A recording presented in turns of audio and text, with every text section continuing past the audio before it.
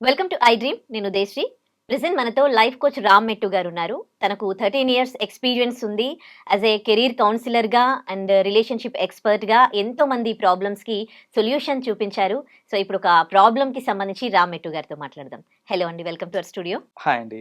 So, Ram Mettu గారు, కొన్ని కొన్ని సిట్యుయేషన్స్‌లో మనకి ఎలా అక్కడ రెస్పాండ్ అవ్వాలో తెలీదు.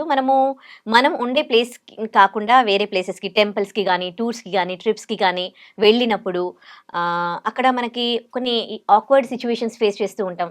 అంటే అక్కడ వాళ్ళతో మాట్లాడుతూ ఉన్నప్పుడు మామూలుగా మనం ఏమైనా ఇప్పుడు చిన్న షాప్ ఉందనుకోండి, రోడ్ సైడ్ చిన్న చిన్న కిరాణా కొట్టులు ఉంటాయి గదా! వాళ్ళతో మాట్లాడుతున్నప్పుడు, "ఏ పోమ్మా! ఇక్కడ ఇది గాదు. ఇక్కడ మేము అమ్మము." ఇలా ఒకవేళ వాళ్ళ దగ్గర కొనలేదనుకో, వాళ్ళు మనం వెళ్తూ ఉంటే తిట్టడము, అలాంటివి చేస్తూ ఉంటారు. అప్పుడు అనిపిస్తూ ఉంది, ఎందుకు మళ్ళీ మనం క్వెషన్ చేయొద్దు వాళ్ళని.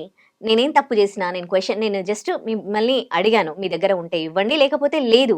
అంతే కాకుండా అలా కాకుండా వాళ్ళు రూడ్‌గా బిహేవ్ చేస్తూ ఉంటే చాలా హర్టింగ్‌గా అనిపిస్తది. ఒక్క షాప్స్‌లలో ఇంకెక్కడో వేరే టూర్స్‌లలో, ట్రిప్స్‌లలోనే కాదు. ఈవెన్ మనము క్యాబ్స్‌లో వెళ్తూ ఉంటే గూడా డ్రైవర్స్ కూడా ఎప్పుడైనా రోడ్డు మనం వెళ్ళే రూట్ కొంచెం ఏమన్నా చేంజెస్ ఏమన్నా చెప్తే కూడా వాళ్ళు ఇక్కడే దిగిపోండి మీరు అని రూడ్‌గా బిహేవ్ చేస్తూ ఉంటారనమాట. సో, అలాంటి సిట్యుయేషన్‌లో వాళ్ళని మనము క్వెషన్ చేయాలా? లేకపోతే ఎందుకు బురదలో రాయేయడం అని కొంతమంది చెప్తూ ఉంటారు. ఏం చేయాలి? ఎలా రెస్పాండ్ అవ్వాలి? మన రెస్పాన్స్ అనేది ఆహ్, ఆ పర్టిక్యులర్ సిట్యుయేషన్‌కి తగ్గట్టు ఉండాలండి. ప్రతిసారి మనం రెస్పాండ్ అవుతున్నాము అనంటే, ఇన్ ఎ వే చెప్పాలంటే మన టైం మనమే వేస్ట్ చేసుకుంటున్నాం. ఫర్ ఎగ్జాంపుల్ మీరు ఇందాక అన్నారు, లైక్ ఏదన్నా కిరాణా కొట్టుకి వెళ్ళినప్పుడు, లేదంటే ఏదన్నా టూరిజం ప్లేస్‌కి వెళ్ళినప్పుడు, అక్కడున్న లోకల్ పీపుల్ ఎవరైతే హార్ష్‌గా ఆర్ రూడ్‌గా బిహేవ్ చేసి, హ్మ్. ఐ మీన్ మీరు అడిగిన క్వెషన్‌కి వాళ్ళ answer was not polite enough, right? హ్మ్.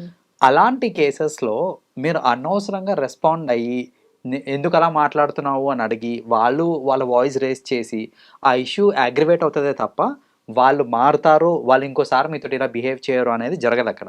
ఎందుకంటే రూట్ కాజ్ ఏంటంటే, ఈ మోస్ట్ స్మాల్ బిజినెసెస్‌లో ఎవరైతే ఉంటారో, ఆఫెన్ వాళ్ళేంటంటే వెరీ వెల్ ఎడ్యుకేటెడ్ ఉండరు వాళ్ళు. హ్మ్. వాళ్ళకేంటంటే బేసిక్ ఎడ్యుకేషన్ ఉంటుండొచ్చు. సమ్‌టైమ్స్ అది కూడా ఉండదు వాళ్ళకి. కస్టమర్ సాటిస్ఫాక్షన్ అంటే ఏంటి? కస్టమర్ ఇంటరాక్షన్ ఏంటి? ఇయన్నీ పట్టించుకోరు. వాళ్ళకేందంటే ఈ రోజున వాళ్ళ బిజినెస్ నడిస్తే సరిపోతుంది. అండ్ అది నడుస్తది అనే ధీమా ఉన్నవాళ్ళు. స్పెషల్లీ మీరు ఏమన్నా జేసుకోండి. హ్మ్. నా పర్టిక్యులర్ బిజినెస్ నడుస్తది అనే ధీమా ఉన్నవాళ్ళు అవును. ఎక్కువ శాతం ఇలా చేస్తూ ఉంటారనమాట. ఫర్ ఎగ్జాంపుల్ కొన్ని బిజినెసెస్ ఏంటంటే వాళ్ళు రిపీట్ కస్టమర్ మీద ఆధారపడి ఉంటారు వాళ్ళు. లైక్ హ్మ్. వాళ్ళ బిజినెస్ రిపీట్ అవ్వాలి అనేసి. బట్ కొన్ని బిజినెసెస్ ఎలా ఉంటాయి అనంటే వాళ్ళు రిపీట్ కస్టమర్స్ మీద ఆధారపడి లేరు. ఫర్ ఎగ్జాంపుల్ మీరు హైవే మీద ఎక్కడికైనా వెళ్తున్నారనుకోండి. ఆ హైవే మీద ఉన్న టీ షాప్ ఏదైతే ఉంటదో అవును. వాడికి ఏంటంటే రిపీట్ కస్టమర్స్ కాదు. అవును. డైలీ ఎంతో మంది వెళ్తా ఉంటారు. వాళ్ళు అక్కడ ఆగుతారు, తాగుతారు. రైట్. సో, నేనిక్కడ కస్టమర్ సాటిస్ఫాక్షన్ ఇవ్వాలి, కస్టమర్ సర్విస్ ఇవ్వాలి అనే థాట్ వాళ్ళకి రాదు, అవసరం కూడా లేదు. సో, ఇలాంటి వాళ్ళేంటంటే they generally don't be so polite with you అనమాట హ్మ్. మాట్లాడేటప్పుడు. హ్మ్. సో, అలాంటి సిట్యుయేషన్స్ వాడు జస్ట్ రూడ్‌గా ఆన్సర్ చేశారు. హ్మ్. దానివల్ల మేబీ నేను కొంచెం హర్ట్ హర్ట్. అయ్యాను తప్ప, హ్మ్. Otherwise personally it is not a damage. అంటే నన్ను ఇన్సల్ట్ చేసిందైతే ఏం లేదక్కడ. ఆర్ నన్ను డిస్‌రెస్పెక్ట్ చేసి నన్ను అవమానపరిచారు అట్లాంటివి ఏం లేదక్కడ. అంత పెద్ద స్టోరీ ఏం లేదు. Just that answer was not polite enough అని అనుకోండి. హ్మ్. నా సిన్సియర్ సజెషన్ ఏంటంటే అది అక్కడికి వదిలేసి వెళ్ళిపోవడం మీరు. ఎందుకంటే we have better things to do. మన హుహుహు. మైండ్ ఇవన్నీ ఏంటంటే అదే ఎనర్జీని మనం ఒక పాజిటివ్ వాటి మీద మనం ఫోకస్ చేస్తే okay. Will be much more happier in హ్మ్. లైఫ్. యాహ్! హ్మ్.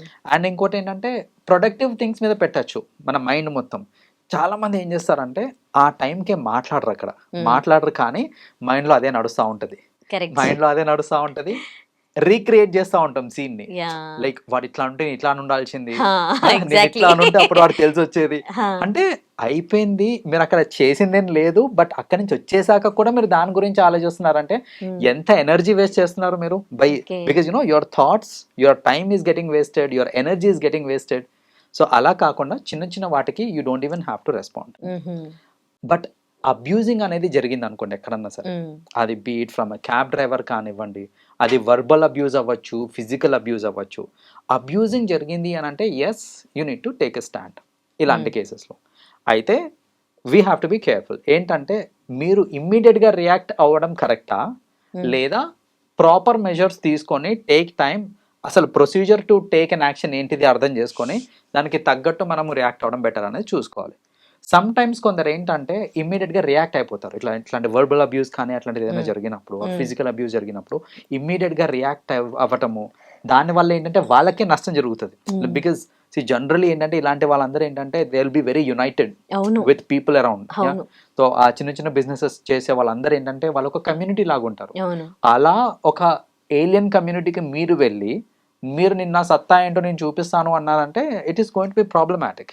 అలా కాకుండా take the right measures, like legally how to proceed, or ఎవరిని అప్రోచ్ అయితే ఇది కరెక్ట్ గా సాల్వ్ అవుతుంది, or you think you get your justice అనేసి అనుకుంటే ఆ అప్రోచ్ తీసుకోవాలి తప్ప ఇమ్మీడియట్ గా మీరు అక్కడ అరవటం స్టార్ట్ చేసి లేకపోతే మీరు కూడా అబ్యూస్ చేయడం స్టార్ట్ చేశారనుకోండి, ఫస్ట్లీ లీగలీ అది కరెక్ట్ కాదు. If you are also abusing someone, self defence is different, but you are also abusing someone because someone did it అని అంటే అది కరెక్ట్ కాదు.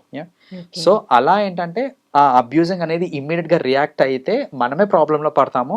సమ్ టైమ్స్ నేను చూసానండి కొందరు వాళ్ళు తప్పు చేయలేదు, జస్ట్ క్వశ్చన్ చేసినందుకు చచ్చిపోయేలాగా కొట్టి చంపేసిన ఇన్స్టెన్సెస్ ఎన్నో ఉన్నాయి, జస్ట్ బికాస్ వాళ్ళు వాయిస్ రేజ్ చేశారు అనేసి.